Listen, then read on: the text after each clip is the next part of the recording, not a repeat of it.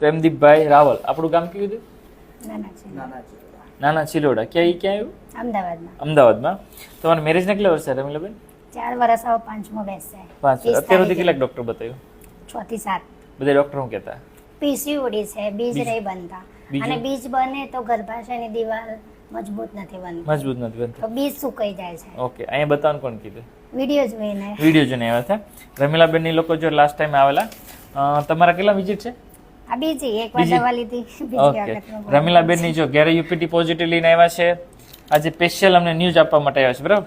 અને અમે પર્ટિક્યુલર એમાં પોઝિટિવ આવ્યા છે. સોનોગ્રાફીમાં જી છે, એટલે કે પ્રેગ્નન્સી રૂકાણી છે, પ્રેગ્નન્સી આવી ગયું છે થેલી, બરાબર. તમારે જેવા બીજા ડોક્ટર બધા શું કહેતા? બસ આ જ કે દવા લો અને કે પછી છેલ્લે તો લેપ્રોસ્કોપી કીધી હતી.